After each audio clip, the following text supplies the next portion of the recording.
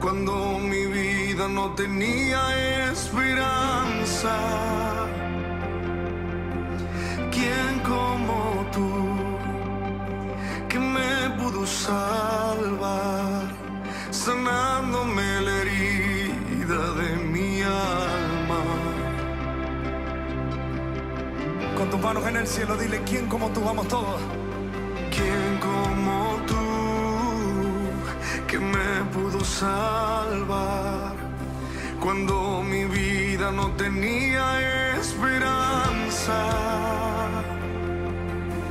¿Quién como tú que me pudo salvar, sanándome la herida de mi alma?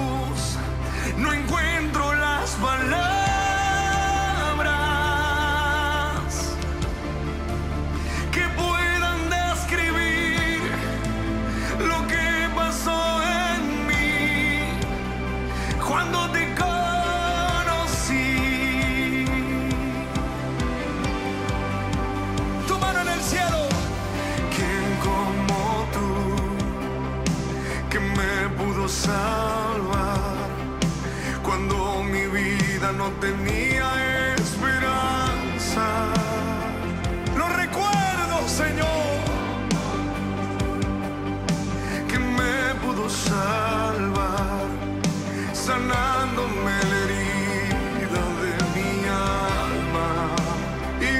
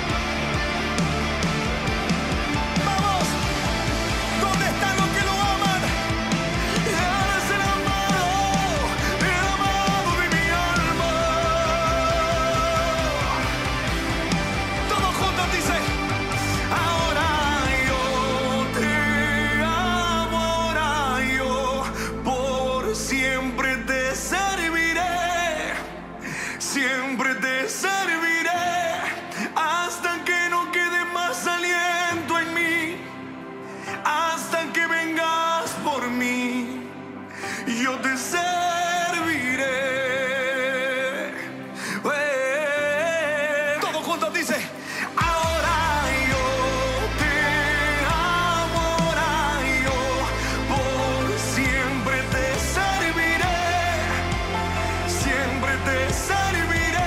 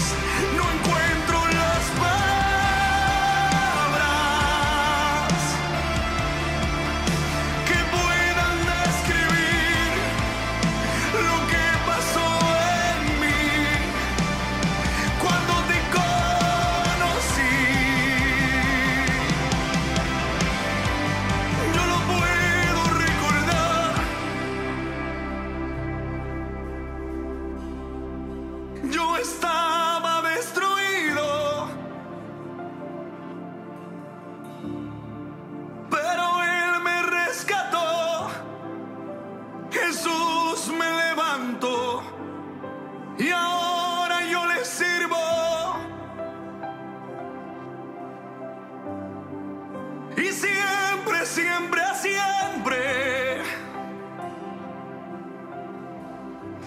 Para ti será mi canto, porque nadie se entregó y nadie me amó como tú me has amado.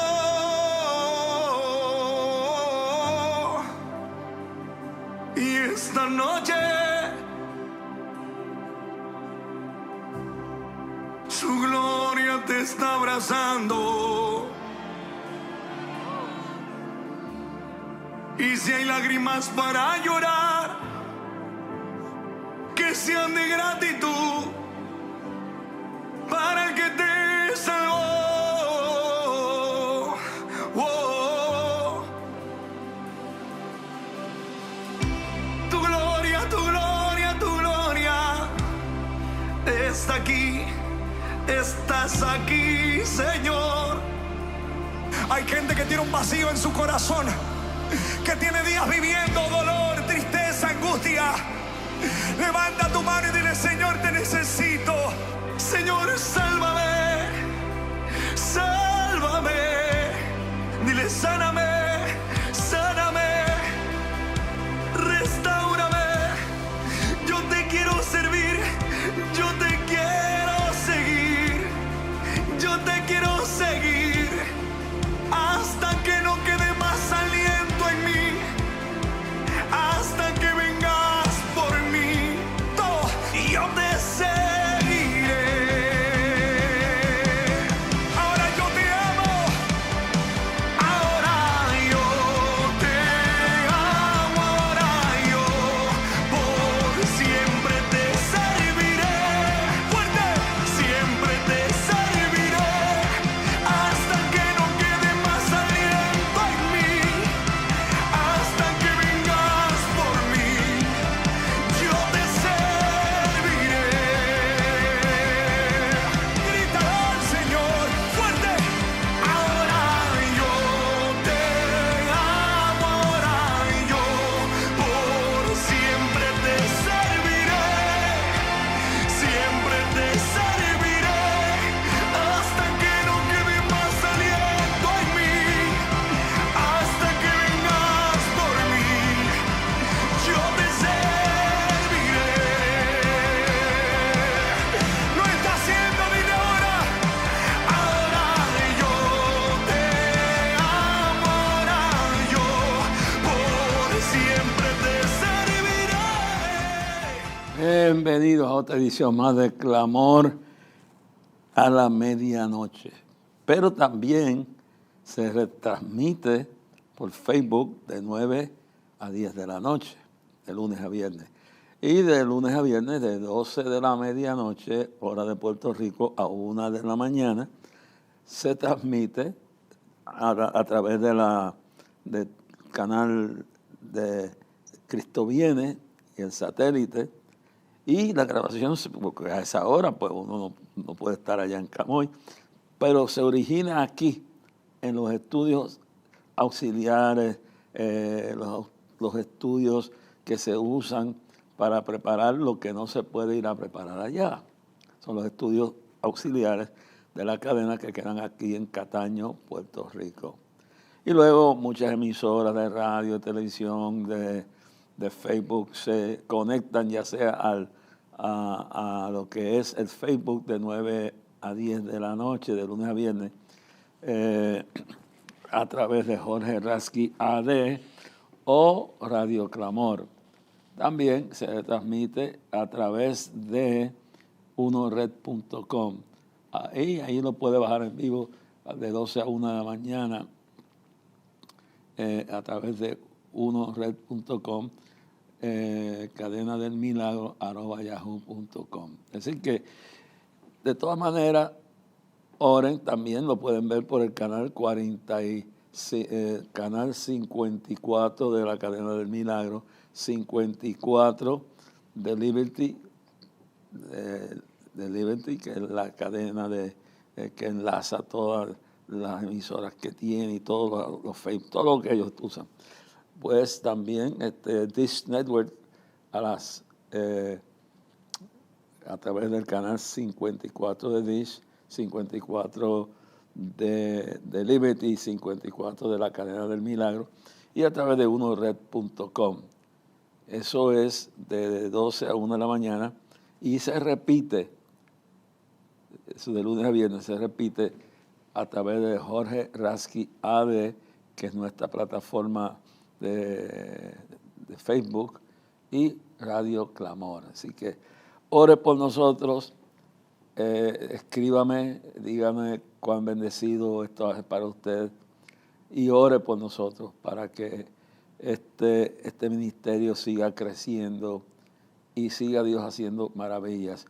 Quiero decirle que Camino a Clamor es la ruta que hemos trazado, Kim y yo, para viajar a través de todos los pueblos de la isla que podamos. Quizás este año no nos dé para ir a todos, pero hemos ido a muchos pueblos. Claro, algunos yo no puedo ir, pero en todos ha estado Kimi. Y queremos agradecer todos esos pueblos que nos han recibido, hermano. Gente que hacía años yo no veía, nos ha abrazado y recibimos su cariño y su amor. Estuvimos la semana pasada, el domingo 19 de julio, tuvimos un tremendo clamor a Dios, Camino a Clamor, la plaza llena. Y era histórico porque fue la última campaña que yo di allí. Fue muchos años atrás, el año no recuerdo exactamente, pero me recuerdo que fue histórico. Todo lo que aconteció allí fue la última gran campaña que se dio en esa plaza, hermano. Y Dios bendijo de una forma grande. Vi gente allí, pastores, uno que no me recuerdo el nombre, pero que llegó a ser un legislador y después es pastor en este momento. Pero el más que me recuerdo de muchos, pero el más que me recuerdo es Jimmy Barceló. Jimmy Barceló tenía una familia que sus hijos tenían un grupo musical cristiano y fue de los grupos que en aquel momento de jóvenes se sobresalió, honró a Dios y todo eso. También pues estaba él, fue el hermano que junto a Jimmy Barceló y al hermano, Dios mío, no tengo que recordar el nombre ahora, del hermano Benjamín Toro, esta gente y el hermano que le presenté que fue legislador y después llegó a ser pastor. Pero Dios es grande, hermano, Dios es grande y tuvimos un encuentro de clamor enorme. El mensaje que trajo Kimi pues fue conmovedor. La música de un grupo musical que viajó de la isla a cantar y a tocar allí. Los hermanos, el alcalde de la ciudad nos trató buenísimo. Nos entregaron la plaza, nos ayudaron hasta con las sillas y todas esas cosas, hermano. Pero gracias al alcalde, cuando el año pasado dimos una reunión, la Junta, yo tuve una hora hablando con él y hablándole de lo que dice el capítulo 24 de Mateo, capítulo 21 de Lucas y 13 de Marcos acerca de los eventos finales. Y no recuerdo porque tú hay una hora conmigo. Eso fue cuando fuimos a la reunión de pastores. Esto fue el año pasado, hermano. Pero hay un avivamiento en ese pueblo. Y yo creo que tenemos que volver a las raíces porque lo que levantó la iglesia en Puerto Rico no fueron los cristianos no digo que no tuvieron parte de acá del área metropolitana, fueron los campos. Si usted ve el origen de Pentecostés, pues tiene que ir a Ponce, que es una ciudad grande, pero fue en un barrio llamado La Mayor Cantera, donde vivía la gente pobre. Y así por toda la isla, en los campos, Jayuya, Peñuelas, que vamos a estar el 7 de agosto en la plaza pública a las 6:30 de la noche. Vamos a estar ahí a las 6:30 de la noche.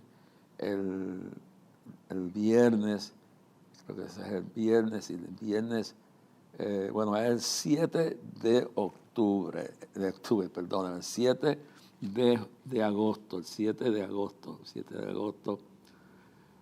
creo que el 7 de agosto es un viernes, si mal no recuerdo, pero póngalo ahí el 7 de agosto, creo que es viernes, y vamos a estar en esa actividad Camino a Clamor, junto con el pastorado de Peñuela. También Kimi ha estado en Guayanilla, hemos estado en Sabana Grande, en todos estos pueblos, Lajas, todo esto. Pero de todos estos sitios esperamos que lleguen a Peñuela. Y la importancia es que todavía se ha ido también a Barranquitas, se ha ido, estuvimos recientemente en San Lorenzo, y se ha ido a tantos pueblos, pero nos falta mucho, porque son 78 pueblos. Y lo que se está haciendo es que el grupo entusiasmado que ha reunido aquí, mire, y que son gente que estaban con nosotros cuando esto comenzó. Y cuando perdimos el contacto con los campos y las montañas y todo esto, pues esta gente hacía siempre un esfuerzo, pero ahora la situación es profética, hermano. Lo que viene es tremendo. No estoy hablando simplemente tremendo de espiritual no, sí, eso viene. Pero juntamente con avivamiento y con el mover del Espíritu, viene una batalla, lo que habla claramente, señales que están en la palabra. Dice, mirad mucha doctrina falsa, mirad que nadie os engañe. En Mateo lo dice Cristo, en Marcos 13, Mateo 24, Marcos 13, Lucas 21. Y ellos le preguntan y le dicen, ¿cuándo será la señal cuándo se cumplirá esto? Y tu venida. Entonces él le dice las señales. Y lo primero que le dice, mirad que nadie os engañe. Hermano, yo he oído unas relaciones de interpretaciones de la Biblia, unas locuras, unas mezclas de creencias, una mezcla donde suplementan la Biblia por pura psicología, por dogmatismos creados en la mente de los humanos acá abajo. Los altares se han convertido en algunos lugares en discotecas. Ya esa música que llega al alma en algunos lugares ha sido removida por música que lo que hace es promover la carne, promover lo más bajo del ser humano. Pero con todo y eso, hermano, estamos cumpliéndose esa palabra, y predicadores con unas interpretaciones de la Biblia y renegando la fe porque han tenido problemas con algunos cristianos que se han levantado para dar un testimonio fatal, levantando algunos calumnias, otros levantando estrategias para enriquecerse. ¿Sabes qué? Estamos viviendo tiempos peligrosos y Cristo dijo, mirad que nadie os engañe. Hay que volver a la palabra, hermano, hay que volver a la escuela dominicana, hay que volver a los estudios bíblicos, hay que volver a los ayunos, hay que volver a las vigilias, hay que volver al estudio de la Biblia, hermano. Estamos viviendo en tiempos que Cristo, lo primero que dijo, antes de terremotos, antes de guerra y rumores de guerra, antes de pestilencia y hambre y todas esas cosas, lo primero que dijo, mirad que nadie os engañe. Un espíritu de engaño, un espíritu de error, de herejía, de apostasía, de un mensaje aguado, mezclado con apostasía, mezclado con doctrina de error, con interpretaciones llenas de totalmente una influencia liberal, una influencia moderna, donde quieren reemplazar la unción y la presencia del Señor y la palabra. Y debo decir que todos los grandes avivamientos y todos los movimientos que nacieron aquí en Puerto Rico, América Latina y todo, hermano, yo me recuerdo cuando yo iba a las campañas, yo salía solito de aquí de Puerto Rico y me iba para Guatemala. En el asunto de Guatemala fuimos un grupo pero a veces yo iba solo a Guatemala y después allá aparecía el refuerzo. Íbamos a lo del Salvador, fue histórico. Yo fui solo, yo no fui con nadie, yo me fui solo. Y Dios cambió la historia, pero no teníamos, ¿cómo te puedo decir? No teníamos ninguna de esas cosas modernas, artificiales y todo lo que había. Lo que había era una unción y una entrega total. Una unción y una entrega total para ver los pueblos estremecerse. Y yo le podía contar de las experiencias en Guatemala, las experiencias en Honduras, las experiencias en El Salvador, las experiencias en Colombia, que eso tengo ahí, ahí podía escribir un libro aparte. Y los pueblos donde iba uno, que a veces cuando íbamos, lo que teníamos era 50 o 100 dólares en el bolsillo. Y la unción era tan fuerte, hermano, que, por ejemplo, le doy el ejemplo de... Hay dos ejemplos, pero hay uno que quiero darle, que fue el ejemplo de lo que Dios hizo cuando llegamos, digamos, a Colombia. Vamos a Colombia y yo fui hasta bueno, éramos un grupo. Creo que los únicos dos que quedamos vivos, Eugenio Jiménez, oré por su salud, está un poco quebrantado, pero está ahí de fuerza. Y yo, de ese tiempo de Colombia, yo creo que los únicos dos que quedamos somos nosotros dos, los demás han muerto. Pero yo me recuerdo que llegamos allí, había persecución, hermano. No había una libertad absoluta de culto. Era el romanismo quien gobernaba. Y mataron más de 400 pastores, quemaron iglesias. Bueno, aquello era una lucha con el diablo. Y llegamos allí, hermano, a dar campañas y a veces no teníamos lo suficiente para atascar ni publicidad. ¿Y sabe lo que atraía? La unción era tan grande que cuando empezábamos, a veces por fe, alquilábamos unos anuncios y de las primeras ofrendas se pagaba eso. Y las ofrendas, hermano, no eran de miles y miles de dólares. En las campañas por ejemplo, en la campaña de Neiva, donde se reunieron, llegaron a reunir ya entrada la campaña más de 20,000 personas por noche. Hermano, si se recogían allí en una noche, ya con aquello eran 20 o 30 dólares. Y la historia es tan profunda de eso que yo comparo eso con esto y la gente daba de lo que tenía, voluntariamente y de corazón. Pero ¿qué fue lo que movió? La unción. La gente sentía la presencia. La palabra levantaba a los paralíticos. O sea, la gente ponía su fe en que Jesús había levantado paralíticos. Bueno, todo eso.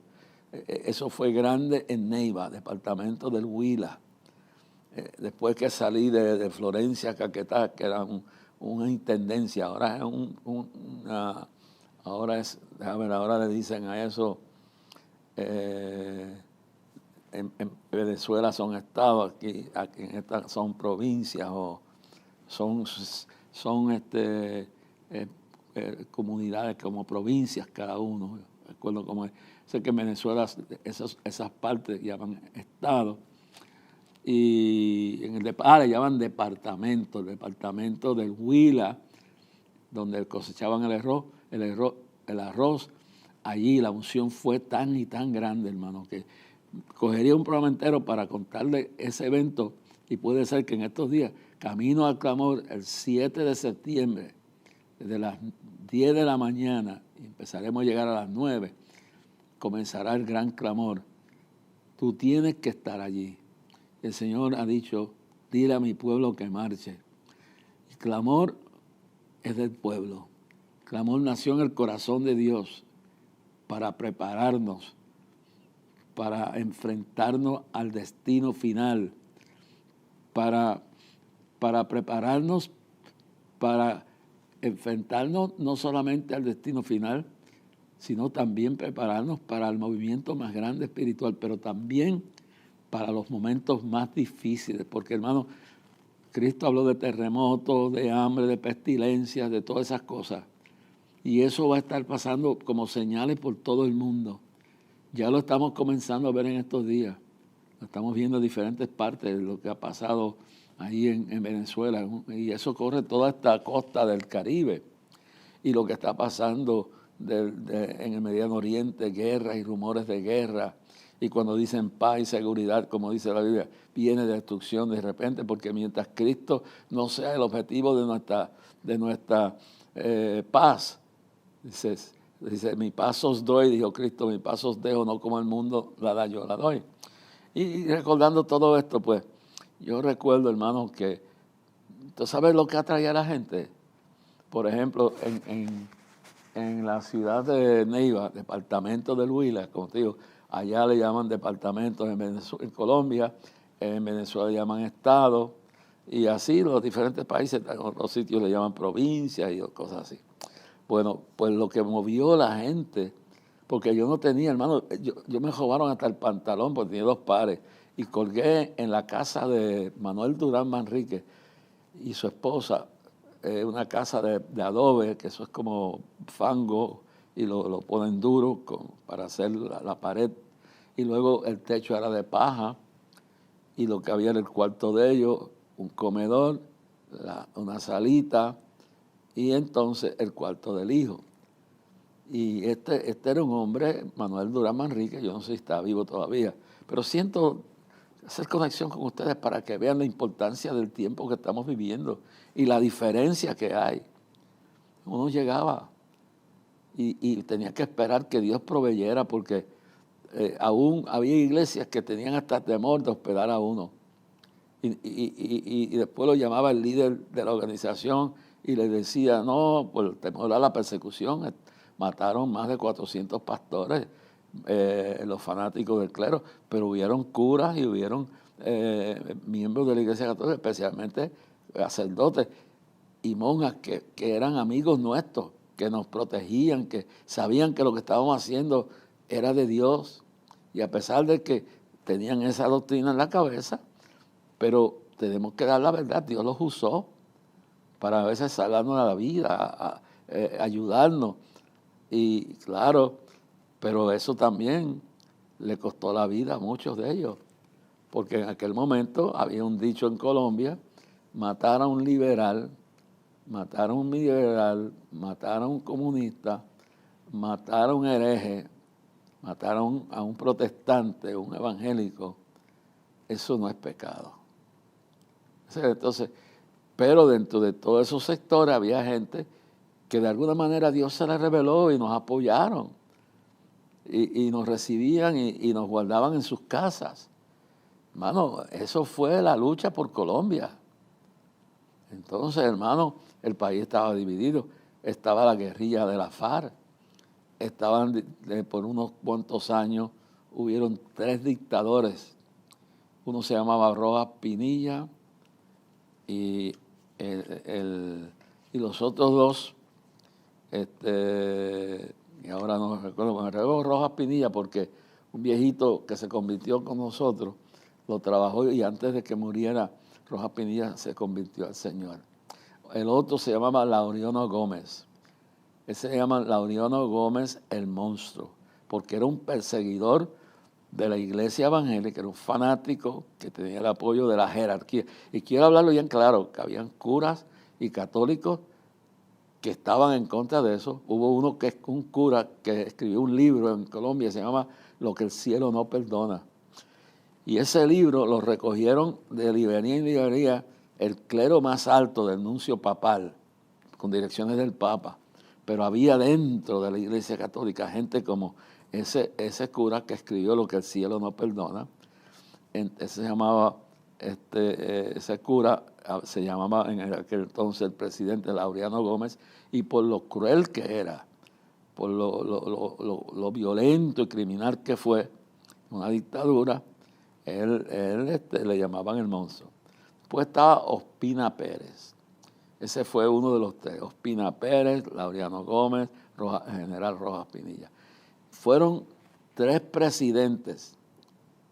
El último se lo ganó Manuel Mora, que está enterrado, un viejito que había venido de la pobreza y había sido ateo, anarquista.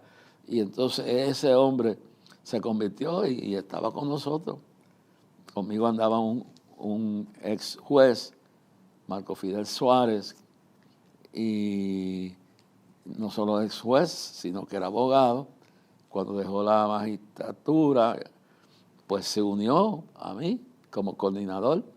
Se llamaba la familia Suárez, que eran miembros de algunos eran miembros de la iglesia de Movimiento Misionero Mundial, otros eran miembros de la iglesia de la iglesia Asamblea de Dios, otros eran miembros de la Asamblea de Dios, otros eran miembros de presbiterianos y diferentes iglesias independientes, pero había, estamos hablando de la década estamos hablando ya para allá, bien para atrás, no olvídese, hermano, estamos hablando de la década de los 70 para arriba, hablando de la década de fines de los 60 para arriba. Entonces, hermano, uno llegaba y predicaba. Yo en aquel momento, cuando empecé, estaba soltero. Y yo me recuerdo que cuando llegué a ese pueblo, yo venía de lo que llamaban la Intendencia del Caquetá. Ahora es una ciudad, entonces era tendencia y lo gobernaban los curas misioneros, el gobierno todo, en ese lugar de la selva, que era un pueblo, que era la entrada de la selva del Caquetá. Luego, en eso le estoy contando para que ustedes sepan cómo se movía esto. Porque la gente ve todo esto ahora, televisión, radio, y tiene esta bendición. Pero entonces, hermano, uno comía lo que aparecía. Y a veces habían denominaciones tradicionales que como en un caso que fue en Florencia, cuando fui a la casa del hombre más rico, que me dijeron que fuera allí porque era cristiano, la esposa era fanática del Papa. Cuando descubrió que yo era un predicador evangélico, pues me pidió que me fuera de su casa. Y yo llegué a la casa del pastor de la denominación. El hombre me abrió un cuartito, me trató bien, pero como a las 3 horas llamó, se llamaba un Pedro, era millonario. Su casa quedaba frente a la plaza pública. Y yo estaba oyendo la llamada. Cuando él llama al pastor, le dice, si tú no votas a ese hombre, yo soy el que pago tu salario, porque esa era la situación que había. Te voto y pongo otro de pastor. Y ese hombre yo lo vi que vino a mí llorando, bañado en lágrimas. Me dijo, varón, yo tengo una familia. Si yo no te busco un sitio para donde puedas ir y te dejo aquí, yo me quedo en la calle. Mire esto, estamos hablando, ya para ese momento estamos hablando de fines fines del 1960, algo, 160 y pico.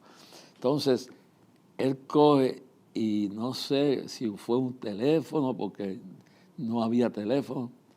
Él cogió en una bicicleta y se fue al extremo de ese barrio, en ese sitio que le llamaban el Caquetá.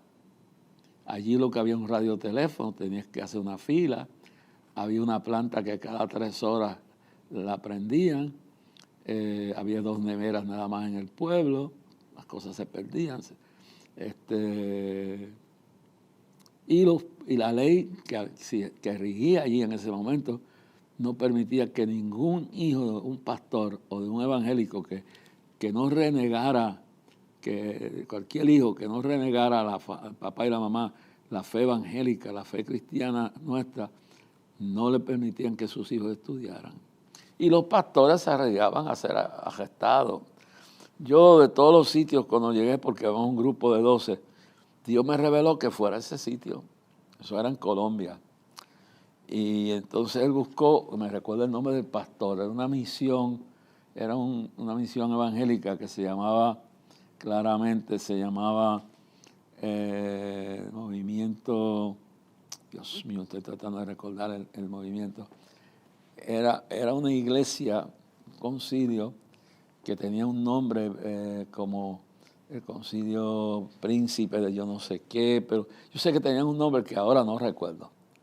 Y él era el único pastor que ellos tenían que estaba en Florencia. Y él, me recuerdo el nombre del pastor Jaime Millán. Y Jaime Millán era miembro de esa iglesia que estaba allí y que eran, si mal no recuerdo, creo que eran, la iglesia era algo de paz o movimiento misionero mundial, lo que fue. Yo lo que sé es que era un nombre que ahora no recuerdo de la iglesia, pero recuerdo el nombre del pastor. Y vino en una bicicleta y me dijo, vente conmigo, te llevo para mi casa. Llegué a la casa bien lejos, porque él vino en bicicleta, pero yo no cabía en la bicicleta. Yo tuve que ir al lado de la pie, entonces llegamos allí, Florencia Caquetá, mi hermano, nunca olvidar ese sitio. Y él me vino a buscar, y entonces me buscaron una hamaca vieja que era. Me la pusieron esa noche porque estaba la casa llena de gente que venían y no tenían dónde quedarse y los hospedaba. Jaime Millán se llamaba. Y Jaime me pone la hamaca en el patio. Y yo le tenía un miedo a las culebras enorme, hermano. Cuando empezó a llover, mudaron la hamaca para la sala.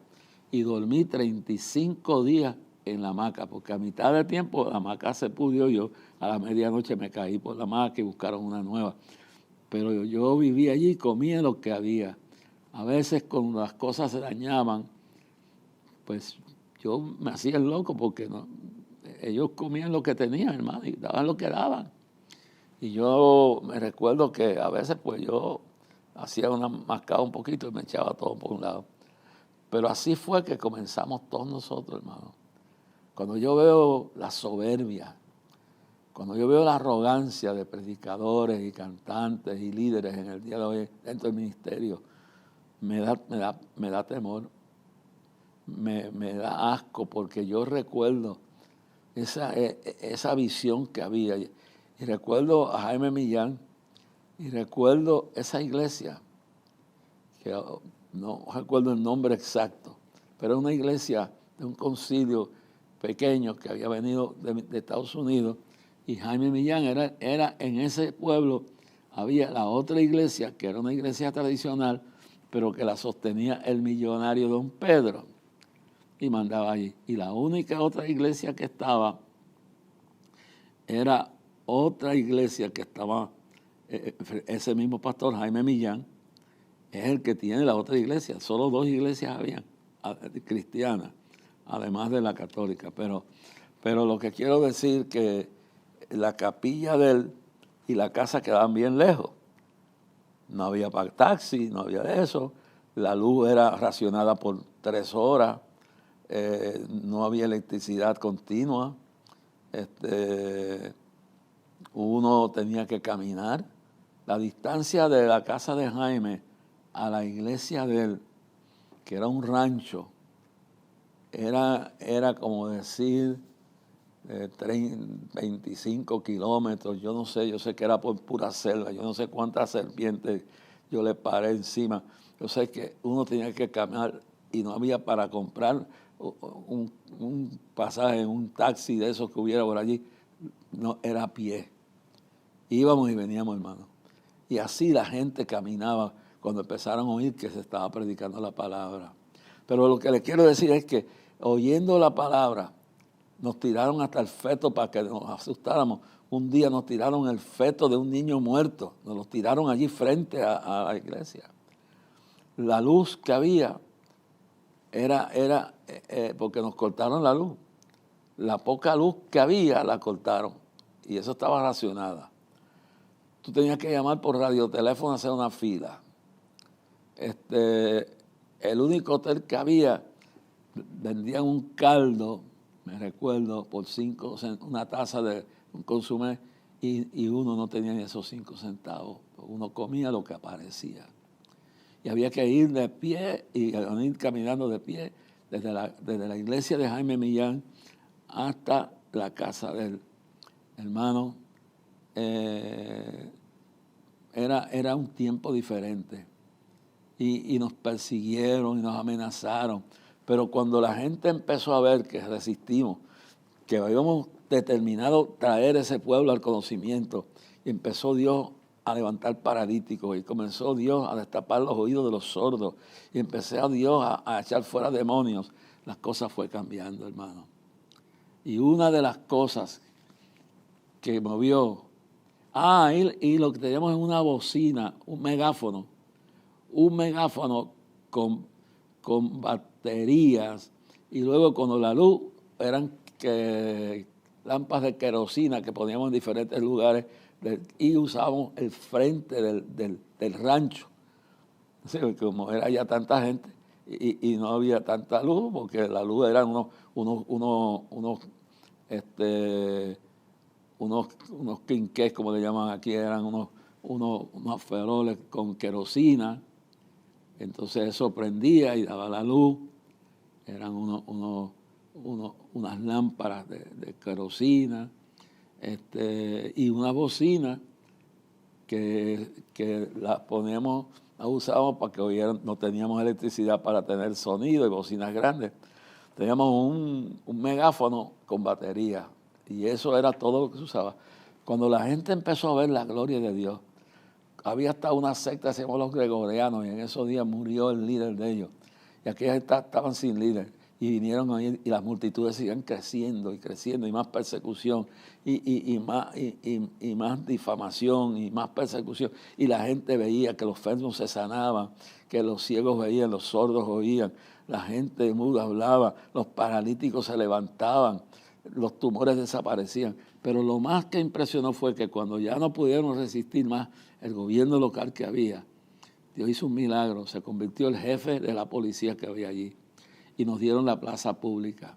Y en esa plaza pública, que el señor que me había rechazado, me habían rechazado un cuarto porque la esposa dijo que yo era un hereje, y lo que pasé fueron 1 hora o 2 ahí, me votaron, hasta que me recogió el pastor de la otra iglesia, y después vino Jaime Millán, que es de la pastor donde estaba la iglesita, y ahí empezó Dios. De ahí nos trasladamos a la plaza, hermano, y sale un hombre caminando de la plaza. Y a don Pedro le tocaba, y la esposa, escuchar desde el balcón, porque desde el balcón se veía la plaza donde yo estaba predicando. Hermano, empezó a convertirse gente, se convierte el jefe de la policía, empiezan a sanarse, demonios empiezan a salir. Y entonces un hombre sale de las selvas caminando a pie 3 días porque él quería privilegio de su hijo había muerto y quería poder enterrarlo en el cementerio del pueblo. Y en aquel entonces enterrar a un evangélico era difícil, pero como este hombre no se sabía de qué religión era, pues tiró el niño ahí en la tarima, y yo me asusté. Yo nunca había visto una cosa así. Cuando de momento yo veo que el niño empieza a temblar, me dice: Señor, ese niño lleva 3 días muerto. Y el padre está ahí, empieza a llorar. El niño empezó a vomitar, empezó a llorar, y empezó a moverse, y el padre levantó el hijo en alto y dijo: mi hijo estaba muerto y Dios lo ha levantado. Eso cambió la historia. Esa ciudad hoy es una ciudad próspera. Hoy hay un pueblo evangélico, cristiano, pentecostal, convertido allí a la gracia de Dios. Hermano, y lo que estábamos usando eran unos megáfonos. Y un pueblo pobre, y un pueblo que daban de lo que tenían, y un pueblo, hermano, que imagínense que uno no, si recogía algo de ofrenda, no daba para comerse ni. Hay un alemán que salió huyendo de Alemania cuando los nazis perdieron, y tenía su familia ahí, tenía un restaurante y hacía hamburgues. Nosotros la ofrenda no daba ni para comer un hamburger. Pero, hermano, estuve allí 30 y pico de días, hermano. 30 y pico de días viendo la gloria de Dios. Hermano, cuando esa campaña terminó, hermano, se entejó, porque el niño no hubo que entejarlo, porque el niño Dios lo resucitó. Y el hombre lo levantó en alto y empezó a dar testimonio de todo lo que había pasado. Pero el jefe de la policía se convierte. Dios empieza a elevar la influencia de la iglesia en el pueblo de de Florencia Caquetá, que era una intendencia gobernada por unos curas italianos. Hermano, pero empezó a cambiar la historia. El rancho se convirtió en un templo y un día muere la primera hermana convertida, porque había una ley que, no sé, por orden de la Iglesia Católica, que era la que controlaba eso, había una ley que decía que tú no podías entregar un hereje en ese tejono santo. Bueno, el niño no hubo que enterrarlo porque el niño resucitó. Entonces no hubo eso. Pero una vez termina la campaña, muere la primera cristiana. Ya habían como 2,000 o 3,000 convertidos, o quizás más. Yo sé que aquello explotó. Dios hizo lo que tenía que hacer. Tenemos que volver a ese tiempo. Y una de las cosas que nos estamos preparando, clamando, levantando los muros espirituales a través de Puerto Rico en el Día del Clamor, porque esto va a tener que seguir todo el tiempo en los pueblos, vamos a seguir por todos los pueblos, es preparándonos primero para estar listos si morimos. Cuando venga un terremoto, cuando venga cualquier plaga, ¿no? Eso es preparación. Es decir, Dios nos advierte que estas cosas vienen para que nos preparemos primero que nada espiritualmente. Arreglemos nuestras cuentas con Dios, de eso vamos a estar hablando en los próximos programas, pero Dios le dice, esto va a pasar y esto va a suceder, prepárense. Pero la primera aplicación de la palabra prepárense es prepárense para enfrentarse a la muerte. ¿Por qué? Dice en Hebreos 9:27, está establecido que los seres humanos mueran una vez y después se enfrentarán a Dios. Pero tienen que morir convertidos, porque cuando dice primera de Tesalonicenses 4, 13 al 18, cuando dice bien claro eso en Tesalonicenses, dice que la iglesia empieza a morir la gente, cuando empiezan a morir, Pablo tiene que decirle, no os entristezcáis como los otros que no tienen esperanza.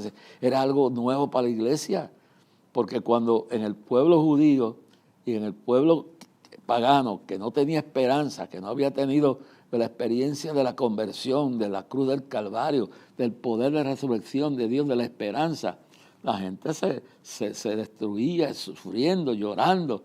Y por eso Pablo le dice, no os entristezcáis como los otros que no tienen esperanza, porque dice que con voz y aclamación de arcángel Él vendrá, y la trompeta sonará, y los muertos en Cristo resucitarán primero, y luego nosotros los que quedemos vivos no seremos delanteros a ellos, sino que juntamente con ellos nos llevará en el aire, y lo encontraremos y nos resucitará, nos dará un cuerpo glorificado, un cuerpo, porque el alma es inmortal y vive dentro del cuerpo.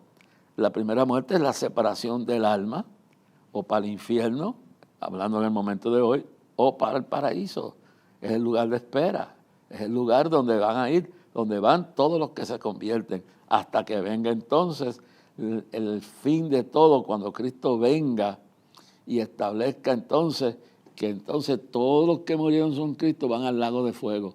Pero entonces los que hayamos levantado en la primera resurrección, entonces viviremos 1,000 años, 1,000 años de paz.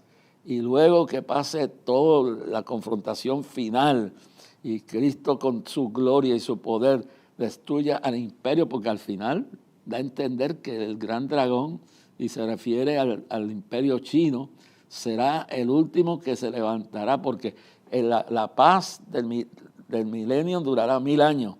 Pero a los 1,000 años el Señor, oiga bien claro, el Señor permitirá que se suelte el diablo para enseñarle al pueblo que el diablo no era el único problema. El problema grande era que el pueblo no escuchaba a Dios y no obedecía a Dios y no rechazaba al diablo y le daba, como dice en Efesios, lo dice en Efesios 4:27, no deis lugar al diablo. Oiga bien lo que dice, no deis lugar al diablo. Entonces, que el pueblo, el pueblo que esté, los que están convertidos ya están seguros en el Señor. Pero aquella generación que se levantará en el momento que no habrá enfermedades, que no habrá guerra, que no habrá persecución, pero que sí, cuando pasa esto, se levanta la pasión y vuelven a sus malos caminos. En eso habrá un gran confrontamiento y el diablo que será soltado después de 1,000 años. organizará un ejército para tratar de destruir el imperio celestial, el gobierno del Cristo poderoso, el gobierno milenario, que entonces terminará y Él destruirá a esos enemigos. Entonces pasará a la iglesia y el mundo entero lo pasará por fuego y purificará este cielo. Habrá un gran juicio y todos los que murieron y todos los que rechazaron a Cristo y nunca se convirtieron serán trasladados al lago de fuego y azufre, y el anticristo y el falso profeta y el mismo Satanás, todos echados por la eternidad, porque esa será la segunda muerte, la separación del creyente, del ser humano, la separación del alma de la presencia del ser humano de Cristo. Así que esos ya no tendrán acceso a la gloria. Esos pasarán el infierno entero. Y de eso voy a dar una palabrita después, lo terrible que será eso. Porque esto hay que hablar. La gente no quiere que hable de eso, ¿no? Cuando venga eso, que dice Pedro, que pasará al mundo, a la tierra, la purificará con fuego, pasará esto, hermano. Y entonces echará al anticristo y al profeta falso, y al dragón y al diablo y todos los que muertos en Cristo en el juicio del gran trono blanco, y serán juicio de condenación y serán separados de Dios para siempre. De eso podemos añadir unas cositas más en el próximo programa, porque no se me ha inspirado a hablar de esto, porque lo importante que yo quiero que ustedes se queden con este pensamiento es que la iglesia no depende sino de la presencia y la unción de Dios, de la palabra, de sus promesas, que tenemos que estar preparados, no tenerle miedo a la muerte, no tenerle miedo a las guerras, no tenerle miedo al hambre, no tenerle miedo a que la tierra tiemble. De eso voy a hablar un poquito más, pero es el tema que tengo. No tenga tanto miedo, todas estas cosas van a pasar, pero nosotros estamos preparados. Y si usted se preparó con Cristo, no importa lo que haya pasado. Lo importante que quiero enfatizar en este siguiente programa es preparándonos con arrepentimiento, humillándonos delante de Dios. Y si estamos preparados, no tenemos que tenerle miedo a nada, ni al huracán, ni al terremoto, ni a la muerte, ni a la persecución, porque nuestra alma está en las manos del Señor. Ora vaya, y nada nos separará del amor de Dios, porque somos más que vencedores por Cristo Jesús. Si estás descarriado, reconcíliate. Si estás caído, levántate. Si estás lejos del Señor, dile: Señor, te reconozco como mi Salvador. Me reconcilio contigo. Recibe mi alma y deja tu carga en las manos del Señor. Y deja tu enfermedad y tu necesidad. Esto es lo importante de todo esto. Y el 7 de septiembre vamos para el Capitolio. 7 de septiembre, desde las 10 comienza el programa oficial, a las 9 empezamos a llegar a adorar a Dios y vamos a orar para levantar los muros de Puerto Rico, no es para que no venga, porque hermano, quiero decirle que lo que viene, viene, porque somos parte de este mundo. Lo que dice es que Dios nos librará de lo peor, y si morimos, nos vamos derechito al paraíso, en lo que pasa la gran tribulación, en lo que pasa el juicio de los galardones y todo esto que ha de pasar, el triunfo, la victoria, la fiesta celestial. Oh, cabachándama. Pero ahora tenemos que continuar manteniendo esa muralla. Que Dios les bendiga. Recuérdense orar para que este clamor sea bendecido y que Dios toque el corazón de aquellos que tienen recursos o los que puedan dar, que oren para que Dios supla todas las necesidades. Que Dios les bendiga grandemente y descanse en el Señor. Como tú, que me pudo salvar cuando mi vida no tenía esperanza. ¿Quién como tú, que me pudo salvar, sanándome la herida de mi alma? Con tus manos en el cielo, dile: ¿quién como tú? Vamos todos.